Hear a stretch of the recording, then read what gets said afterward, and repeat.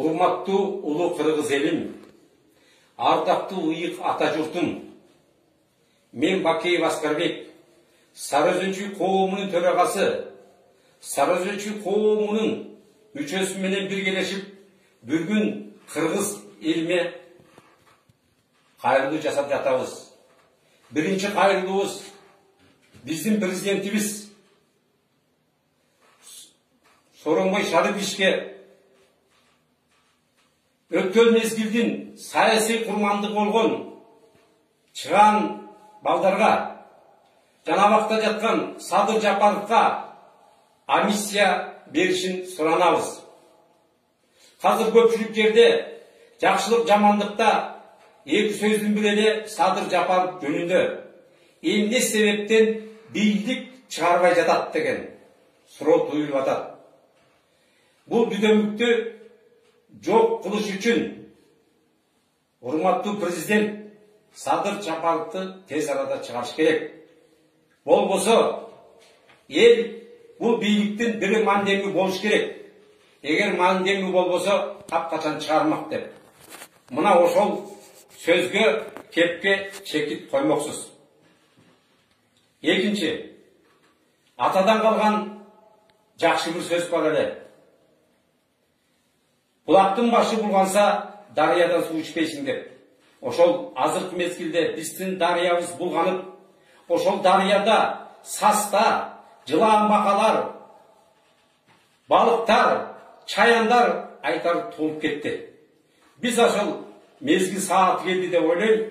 Ошол дарыядагы сазды, сууну агызып, булактын көзүн тазалап, кайра дарыяга таза суу куюу. Ошондо элибиз таза суу ийип, таза жашоо болот деп ойлойм. Экинчи, коррупция маселеси боюнча коррупцияны алга убакыт, саат, мезгилдин кереги жок. Болгону эл анан чечкиндүүлүк керек. Муну чечсе болот. Булга бир мисал кыскача. 18-жылы элден чыккан спортсмен Монголиянын президенти бир айдын ичинде маселени чечип, ичирдегендерди баарын кустуруп, мамлекеттик бюджетке акчаны толтуруп койгон. Бул биздин колубуздан келет. Мына ичип жегендер, мамлекетке кол салгандар акчасына, алар президент бул бийлик деп отурат, эл башы деп. Жок, бийлик башы эл.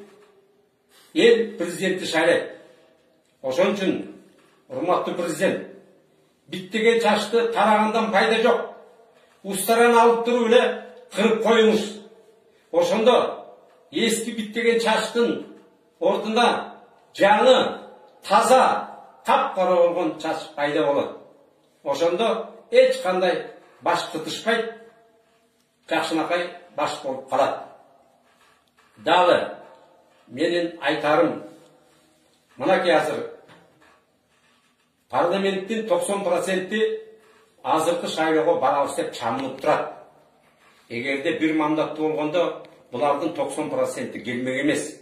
Булар партияга жамынып, мурда качып кеткен, сыртынан соттолгон ошол төбөлдөрдүн балдарын, туугандарын кайра парламентке алып келебиз деп турат. Бирок өтө жаңылышат. Эл азыр баарын билет. Ар бир айылда, ар бир райондо, шаарда кимдин ким экенин эми жакшы билет. Эл эми алданбайт. Урматтуу элим, мен ушул Жайыл районунун тургуну катары Бишкекти Кара-Балта шаарынын жашоочусу катары мен быйыл бул шайлоого катышканга ниет кылдым. Кайсы партия менен барасыз десеңиз, мен ата журт жана мекенчил партия менен барам деп чечтим.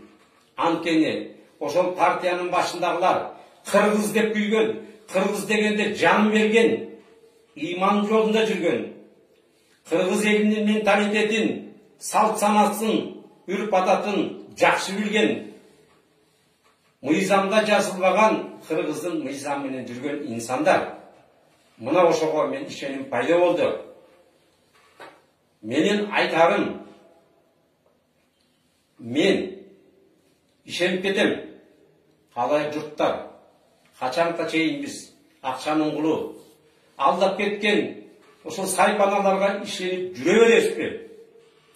Қолда бар алтындын барқы жоқ болбой, біз қазір бір бүтін, бір ел, бір жұрт болып шығыш керек. Мына біздің көк асабабыз Сарыөзен Шүйгөннің ордында. Мына 40 жылдыз, 40 атаның балдары, 40 құлының балдары. Мына бір түндікө, бір ата жұрттың тегерегінде чоғылып, шайлауға барыш керек. Біз емі жаңылсақ, біздің ата-бабамыз Манас атабыздың арбағы кечірбейді. Ел қиналып бүтті. Президент жаман емес. Ошол президенттің жанында жүрген жаман. Ошон үшін президент ел шайлаған соң президент іштеш керек. Біз бұл шайлауда жеңсек, мұны ошонда бары жақсы болады деп мен ишендіріп кетем. Біз қачанға чейін алтынның үстінде тұрып, байлықтың үстінде тұрып, жауыр тартып жүргеніміз тура емес.